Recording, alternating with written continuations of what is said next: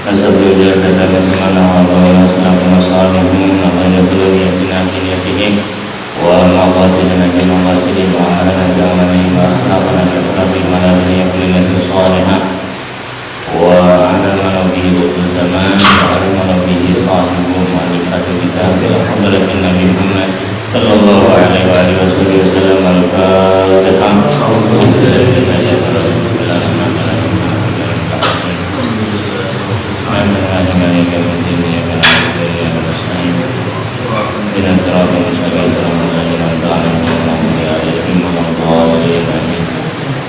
Bismillahirrahmanirrahim. Alhamdulillahirabbil alamin. Allahumma shalli ala sayyidina Muhammadin wa alihi wa sahbihi ajma'in. Kemudian halaman 2 dari kitab Risalah Tangga Pelajaran dan Belajar. Hukum Islam. Sekarang kita membicarakan hukum Islam. Jadi dalam agama itu ada hukum Islam 5, ada terbagi 5 perkara. Hukum ini sebagai ketetapan. Kalau yang mungkin kayak di pemerintahan itu Pancasila ada 5. Ini hukum Islam ada 5 juga. Yang pertama adalah fardu, yang kedua sunnah, yang ketiga haram, yang keempat makruh, yang kelima harus atau mubah, boleh. Adapun yang fardu, pengertian daripada hukum yang fardu atau bisa juga wajib. Jadi fardu atau wajib, bisa disebut wajib juga. Wajib belajar fardu. Pengertian daripada fardu ma talabahu syari' talaban jaziman. Jadi pengertian fardu itu adalah perintah daripada Allah Subhanahu wa taala atau daripada Rasulullah dengan perintah yang kuat. Jika ini diperintahkan dengan kuat berarti fardu namanya. Seperti contoh aqimus shalah, dirikan oleh kalian salat. Aqimis shalah, dirikan oleh makan salat. Itu perintahnya. Kalau dalam usul fikih itu disebut amar. Amarnya itu lil wujub, artinya mengisyarat kepada wajib.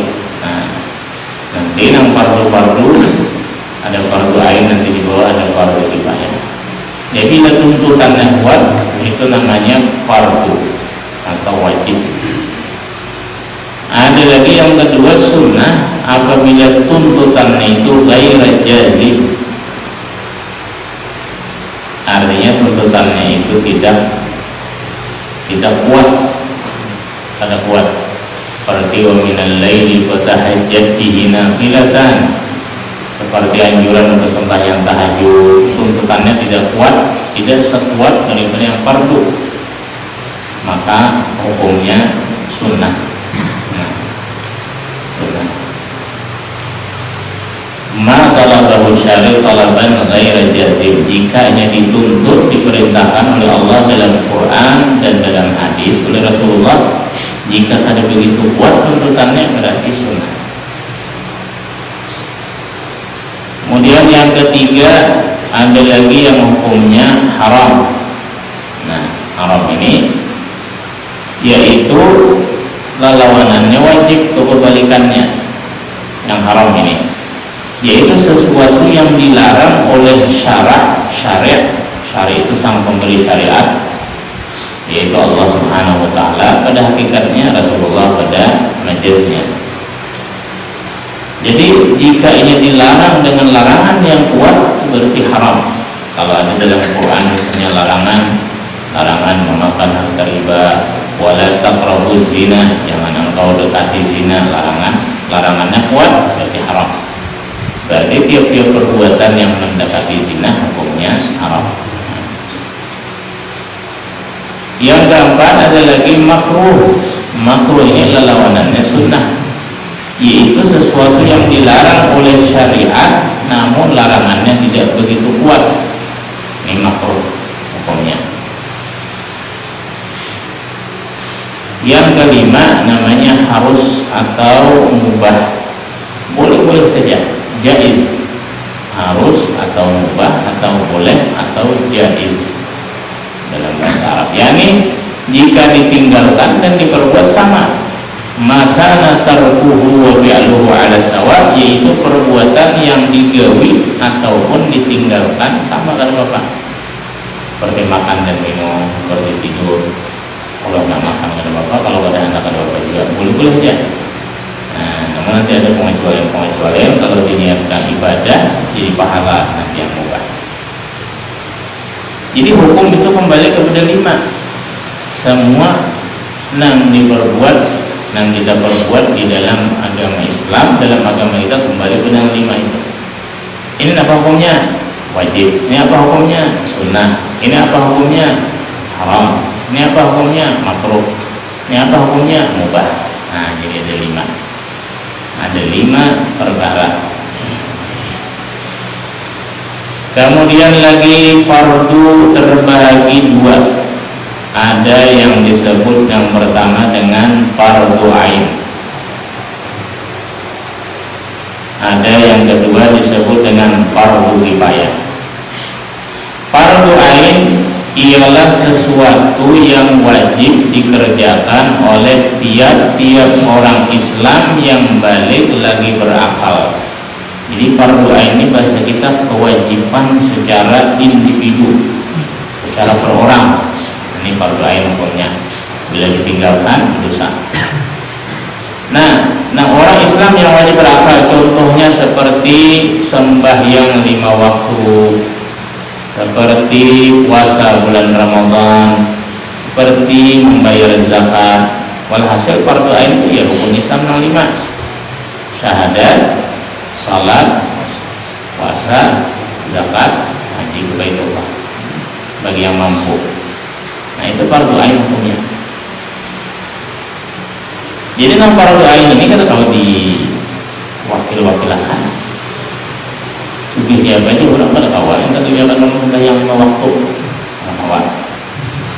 Aku sebulan puasa Ramadan tahun ini nah. Si bulan aku gaji kan nah sehari 100.000 mana. Nah gantiakan kata kawan nyamanan sama sugihnya. Kalau gantiakan fardu ain kata kawan bisa digantiakan. Seorang mau enggak gitu. Madama aqluhu mawjudan, selama akal itu masih ada, fardu ain tidak boleh ditinggalkan. Dalam mazhab kita Syafi'i contoh seperti salat, seperti sembahyang. Kalau yang lain-lain jarang-jarang kan, seperti contohnya puasa setahun sekali, jalan bulan Ramadan. Tapi kalau yang salat 5 waktu ini tiap hari, dan salat ini nanti kalau yang kada bisa ya berdiri duduk, kalau bisa berdiri bersandar duduk, kalau bisa bersandar duduk, kalau bisa duduk berapa berdiri, kalau bisa berdiri berapa berjalan.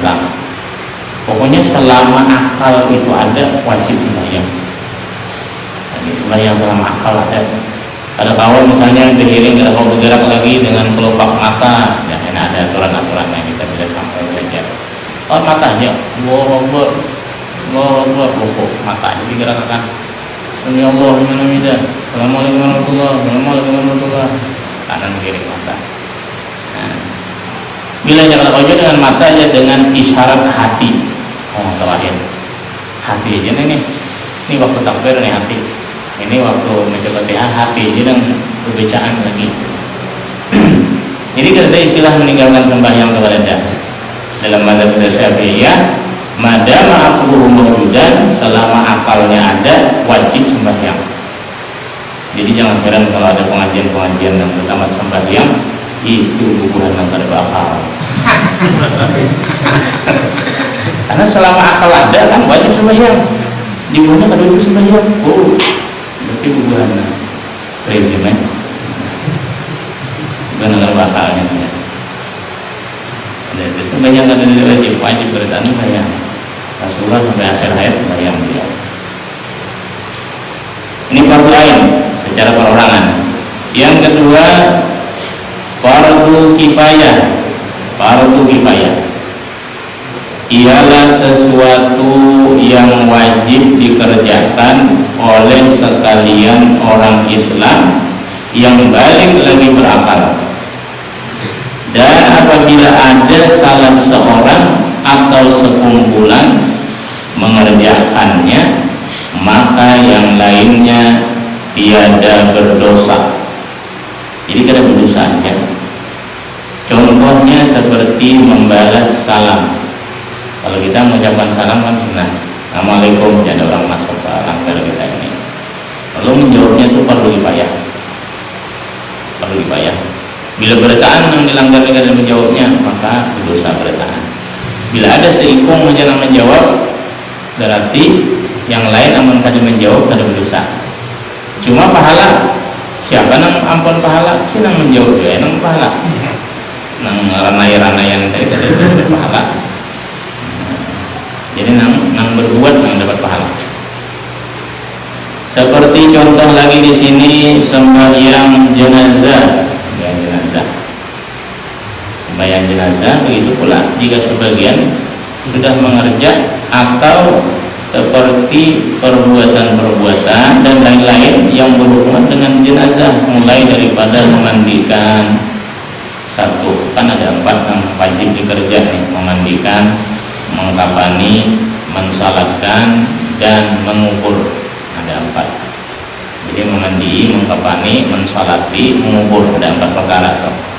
Bila ini sebagian ada sudah menggawi, yang lain gugur dosanya. Memang ada menggawi. Jadi harus digawi nang 4 itu: dimandi, dikafani, disalati, dan dikubur. Contohnya lagi adalah al-jihad fi sabilillah, nasrul dinil Islam, menuntut ilmu yang fardu kifayah. Kemarin kita ilmu kalau hanya sebatas melepaskan kewajiban bagi diri kita, itu nang fardu ain. Seperti kita belajar ilmu tauhid, ilmu fikih, ilmu tasawuf, sekadar nang wajibnya saja, itu fardu ain. Namun jika kita hendak lebih, hendak menjadi seorang guru, hendak menjadi seorang ustadz, menjadi seorang pendakwah, menjadi seorang ahli fatwa, maka belajar lagi ilmu yang lebih daripada yang wajib. Harus mempunyai ilmu lagi. Nah, itu namanya mempelajari ilmu yang fardu kifayah. Ya, seperti ilmu nahwu, ilmu sharaf. Walhasil orang-orang yang sekolah pesantren, anak-anak kita yang sekolah pesantren itu sebenarnya mereka mempelajari ilmu yang lebih dari fardu ain, yaitu ilmu yang fardu kifayah. Jadi sebenarnya kalau ada di lingkungan kita anak-anak yang sekolah pesantren, kita mesti berterima kasih. Mereka yang menggugurkan kewajiban fardu kifayah itu. Mereka yang meluangkan waktu untuk menuntut ilmu agama di pondok-pondok pesantren. Kalau ada dalam suatu lingkungan, dalam suatu lingkungan masjid atau lingkungan langgar atau yang sekarang RT, kadang-kadang yang menuntut ilmu agamanya, kadang-kadang yang sekolah pesantrennya, bisa berdosa orang di lingkungan itu. Nah, jadi kita berterima kasih dengan orang-orang yang mau sekolah pesantren. Seperti menghafal Quran, begitu juga mesti ada di tiap-tiap tempat, tiap-tiap RT, tiap-tiap desa orang yang hafiz Al-Quran. Perlu kifayah juga. Seperti menyebarkan ilmu agama, masih ada seorang guru di dalam tiap-tiap lingkungan. Nah, itu contoh-contoh fardu kifayah. Namun yang perlu diperhatikan, fardu kifayah ini bisa berubah menjadi fardu ain jika tidak ada lagi orang yang mau berbuat selain dia. Contohnya, fardu kifayah bisa berubah jadi fardu ain. Nang kayak apa contohnya? Tulang kunjung jawab kedua. Pas meninggal kawan saya kong. Fardu kifayah itu mandi, mengkafani, mensalatakan atau membuli ke benua. Jangan ditinggal di kunjungan kawan matian. Itu fardu kifayah. Fardu ain jadinya itu berdua nanti seorangan. Kawan meninggal atau jalan dengan kawan kan di mana kan misalnya tempat yang sunyi meninggal kawan. Fardu kifayah seorang menggawi, jangan tinggalkan lupa, tinggalkan mulut. Kalau kita telepon dijemput misalnya fardu kifayah, kita mau urusi fardu ain jadinya tuh. Fardu ain. Kalau kita ada mampu kita hubungi orang-orang yang di Banyuwangi kampung atau di Bogor berubah jadi fardu ain.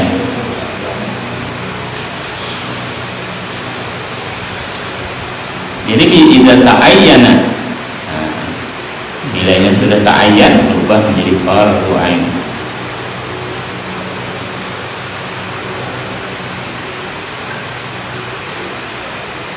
Itu yang fardu. Kemudian yang kedua, jadi yang fardu itu tadi apabila dikerjakan mendapat pahala, apabila ditinggalkan mendapatkan dosa. Bila digawi berpahala, bila ditinggalkan berdosa. Itu yang fardu ain.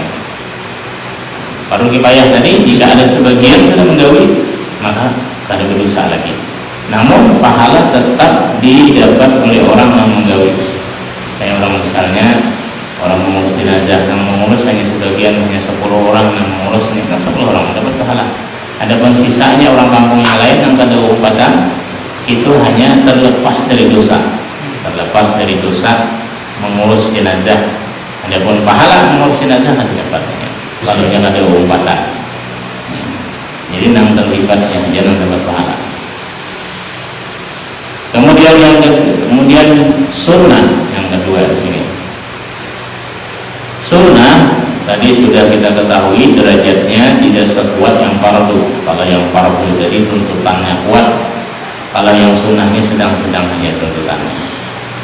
Apabila dikerjakan, ini hukum sunnahnya, apabila dikerjakan mendapat pahala dan ditinggalkan tiada berdosa. Contohnya mendaras Quran, sembahyang tarawih dan lain-lainnya. Nah, di sini sunnah ini juga ada terbahagi dua juga. Sebenarnya sunnah ada terbagi dua seperti fardu juga, ada fardu ain, ada fardu kifayah. Nah, di sini keterangan tambahan ada sunat ain dua, ada sunat kifayah. Sunat ain artinya juga ibadah-ibadah sunnah yang ditujukan secara individu, secara per orang, baginya sendiri yang sunnah, seperti mendaras Quran, sembahyang tarawih. Namun di sana ada sunat kifayah. Kalaunya sebagian menggawi, yang lain kada dituntut lagi. Contohnya apa sunat kifayah? Contohnya seperti azan. Ini sunat kifayah azan ini. Bila kita nak sembahyang berjamaah, saya kongnya azan. Ada bertaan azan, ada main mikrofonnya. Bertaan azan, saya kongnya azan. Jadi sunat kifayah hukumnya. Bila ada saya kong sudah azan, ada perlu lagi yang lain. Yang lain nyahuti aja.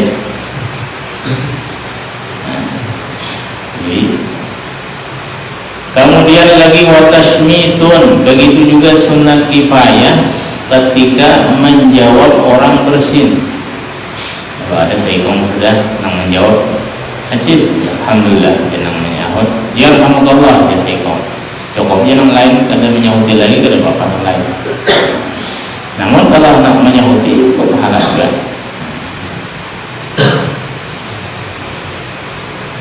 Kemudian lagi walil akli basmillah, ketika hendak makan mengucap bismillah. Ketika sudah disurung nasi ini, jadi bacain bismillahirrahmanirrahim, Allahumma barik lana bima razaqtana wa qina adzabannar. Ada yang menyaring membaca doa makan sudah nih, maka yang lain amun hendak berbismillah dan kada membaca doa makan kada apa-apa, kada dituntut lagi. Namun ketika ini membaca untuk dirinya pulang lebih ditambah pahalanya. Namun si yang menyaring tadi bagusnya mengingatkan orang. Baca bismillah. Ketika sudah dihadapan berarti dipersilahkan baca. Nah, kita kan ajak membetakon anak aja kayak pohon nih, tabang kan. Ada anak ganti misalnya bismillah lah. Nah, bismillahirrahmanirrahim mengatakan kan. Ingat orang masanya kada bacang bismillah bisa ingatkan. Tapi paling pohonnya bismillah sudah. Nah, ganti kata-katanya dengan bismillah pula. Ya dan tetap pohon.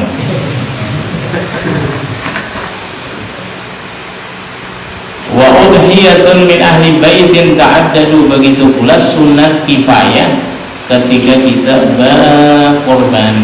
Sunat kifayah kalau dalam serumah misalnya berapa orang, satu kepala keluarganya dalam serumah, setahun seikong, setahun cukup seikong hanya 4 bergantian ya, nah bila sudah untung giliran arisannya ganti mana seikong. Wabadi salam, sunat lagi juga memulai salam, sunat kifayah. Jadi kita berjalan bertiga misalnya, masuk ke langgar sini, assalamualaikum, seikong, seikong salam.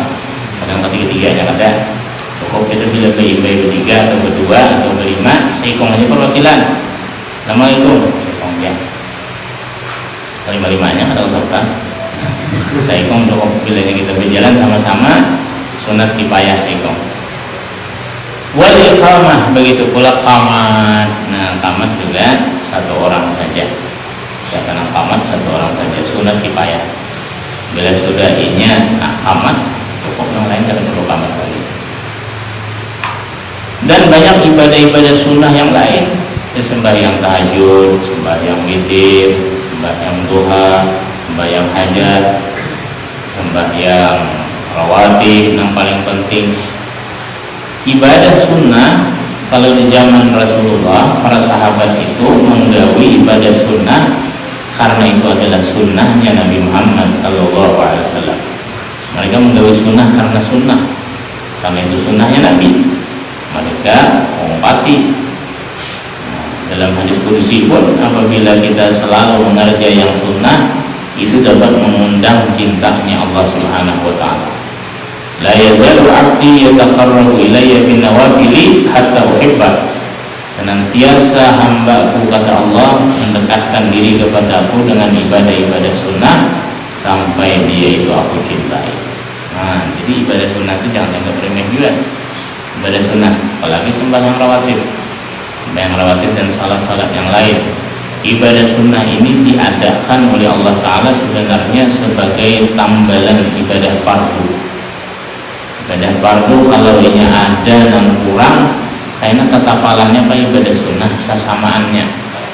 Maka yang pertama kali dihisab nanti di hari kiamat adalah sembahyang. Jika sembahyang fardu ini bermasalah, ini perlu dihisab sembahyang. Bila sembahyang ini beres, seluruh amalan lain otomatis diterima. Sedekah, amalan lain yang puasa, zakat dan lain-lain yang berarti diterima. Bila sembahyang diterima. Dan sembahyang ini nilainya kurang, kayak apa aja? Misalnya kayak malaikat nih, salatnya bagaimana? Oh, salatnya aja kurang khusyuk aja. Salat 5 waktunya kurang khusyuk. Lalu cari bang, ada kan sembahyang sunnahnya? Oh, ada ya sembahyang rawatibnya khusyuk. Oke, jadi tapalakan 6 khusyuk di rawatib itu tapalakan kepada salat fardu yang ada khusyuk tadi. Lalu diterima. Nah, tatapalannya ini sama. Kada mau lain, bilanya sembahyang, ada mau tetapalannya zakat, sedekah, ada mau. Jadi bilanya sembahyang fardu, tetapalannya sembahyang sunnah, tepalakan. Kada mau kita juga meninggalkan sunnah, kada mau juga. Lainnya menunggu masalah sembahyang kita ada tetapalannya, dan medis berjalan ya Pak. Ada tambalannya, jangan bertunda, lainnya menuju surga bertunda, lainnya orang laju-laju. Jadi perlu kita ibadah sunnah jangan sampai dianggap remeh, jangan. Banyak kalau ini zakat juga tetapalannya kayaknya sedekah sunnah. Kalau ini puasa Ramadan tetapalannya puasa sunnah. Kalau orang seumuran misalnya Ramadan aja puasa, ada tetapalannya kayaknya di akhirat bilanya bermasalah puasanya. Jadi harus ada juga kita puasa sunnah. Walaupun setahun sekali puasa Arafah kah misalnya, atau puasa Muharram kah, biasanya itu sahabat meminta.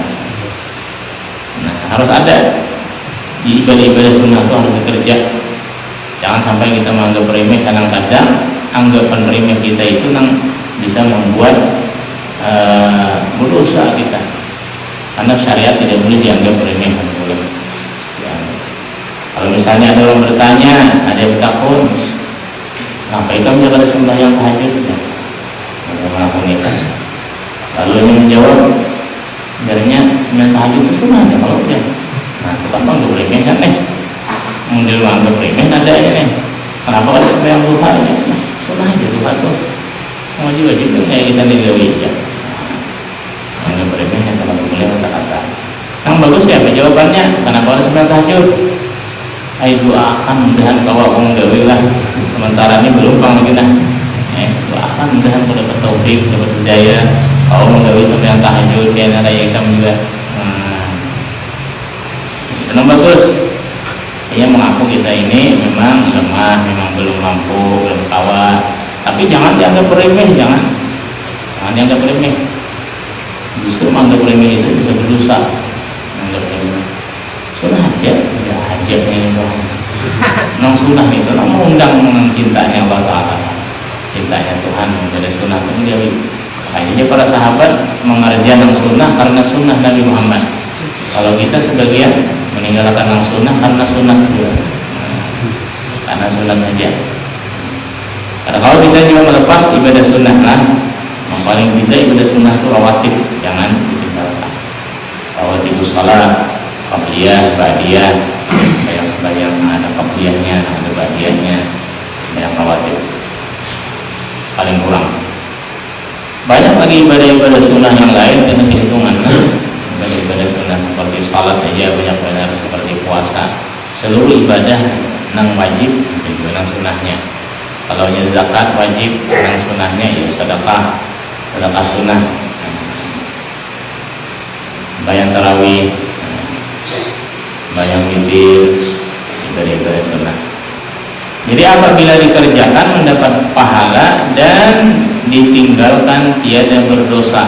Bujur berdosa, cuma rugi besar kalau yang ketinggalan sunnah.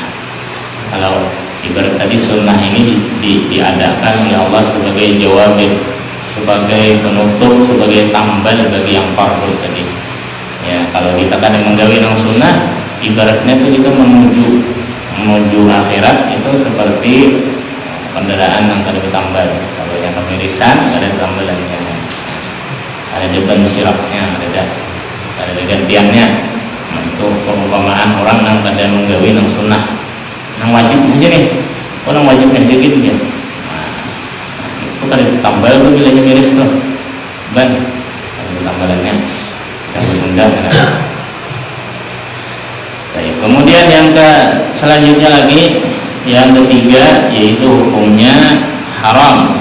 Di sini apa pengertian daripada haram tadi? Yaitu sesuatu yang dilarang oleh syariat dengan larangan yang kuat. Larang, haram minum minuman keras, haram berjudi, haram membunuh, haram mencuri. Nah, itu kan larangan-larangannya. Apabila dikerjakan mendapat dosa dan ditinggalkan mendapat pahala. Nah, di sini ditambah takrifnya, mendapat pahala itu jika meninggalkan karena takut kepada Allah, maksudnya jika meninggalkan karena Allah.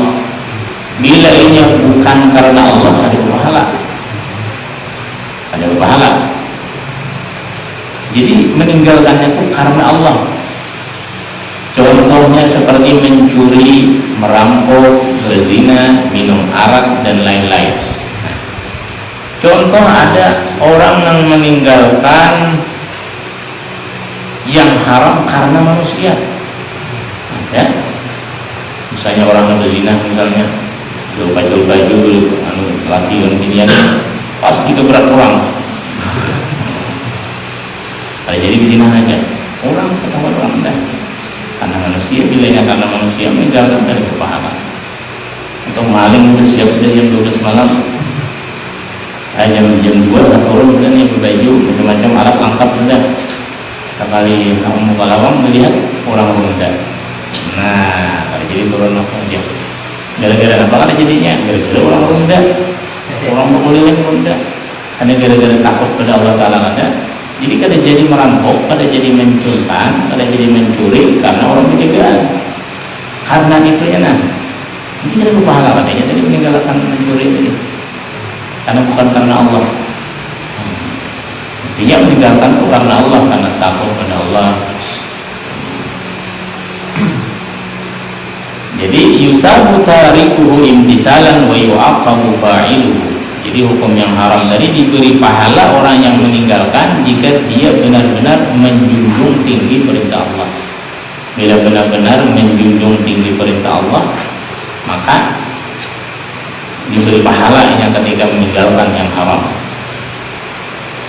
Contoh-contoh yang haram banyak, seperti lagi memakan harta riba, seperti memakan harta anak yatim, seperti sihir, menyantet orang, seperti membunuh orang, seperti riba, seperti namimah. Itu banyak pekerjaan-pekerjaan yang haram kan, seperti durhaka pada orang tua. Itu pula sihir. Kalau orang menyantet, kalau boleh membalas santet. Kalau orang menyihir, kalau boleh mengirim sihir kalau memberitakan. Mati aja sih hanya, jangan memberitakan. Kalau ini memberitakan pulang, tak ada habis-habisnya. Berdosa pulang, orang pulang. Berdosa pulang. Karena kalau kita biasanya yang membalas orang zalim pada kita, kalau kita yang membalas biasanya berlebihan harus biasanya. Kalau kita membalas, tapi kalau orang zalim pada kita, serahkan pada Allah untuk membalaskan. Kalau kita biasanya berlebihan harus. Terjejak batis kita aja balasannya tamparan. Misalnya kita terjejak batis orang, tarik orang, tamparannya. Jawaban tidak hanya terjejak lawan, tapi ada sengaja juga terjejak tarik orangnya, yang membalas. Terjejak batis aja berlebihan. Nah, sehingga banyak di akhirat yang statusnya asalnya mazlum, orang yang terzalimi, pas di akhirat berubah menjadi zalimnya karena sebab balasannya itu tadi berlebihan. Kalau kita mampu orang zalim pada kita, kita maafkan, itu yang paling baik. Kita doakan yang dapat hidayah, dapat kebaikan. Tapi kalau kita tidak mampu, serahkan pada Allah. Ya Allah hanya menyakiti ulun, mendalimi ulun, balasakan. Karena bila Allah membalasakan, mesti pas, setimpal, seimbang, dan ada berbeda. Boleh kalau ini misalnya orang zalim pada kita, kita balas zalim juga, yang balas lagi, kapan berakhir kezaliman? Lebih baik kita akhiri sampai kita. Sampai kepada kita. Seperti Rasul Shallallahu Alaihi Wasallam, beliau orang yang banyak dizalimi beliau oleh musuh-musuh beliau. Rasulullah ibadahkan orang gila, ibadahkan penyihir, macam itu. Namun beliau tidak membalas. Tapi pernah beliau mendoakan kepada orang-orang yang menyakiti beliau karena beliau disakiti waktu sembahyang. Beliau pernah sembahyang di depan Ka'bah, ketika sujud beliau diletakkan perut unta namanya bersembali itu diandang ke belakang Nabi kita. Beliau sebenarnya kalau pernah mendoakan jahat, tapi waktu itu kenapa beliau marah dan mendoakan minta balaskan kepada Allah? Karena waktu itu beliau diganggu perhatian sembahyang. Karena sembahyang urusan ibadah kepada Allah, makanya beliau marah. Kalau di kota Taif Nabi Muhammad dilempari batu, beliau akan membalas. Doakan sampai-sampai malaikat penjaga gunung kan bertawar, kalau engkau mau wahai Rasulullah, karena aku hempaskan gunung di kota Taif ini supaya mati semuanya. Tidak, kata Rasulullah, doakan mereka mendapatkan hidayah. Ini dapat hidayah masuk Islam anak-anak cucu mereka. Tapi di sini apa Nabi minta balas karena beliau diganggu waktu sembahyang. Jadi sembahyang ini sembahyang menghadap Allah Taala. Gampangan karena beliau juga hidayah. Atau kawan ibu di kulibi sembahyang misalnya, ada boleh. Ada boleh juga hidayah boleh. Rasulullah ketika sembahyang dia lagi perut unta, lalu beliau sudah selesai salam, saya dapat imam membuang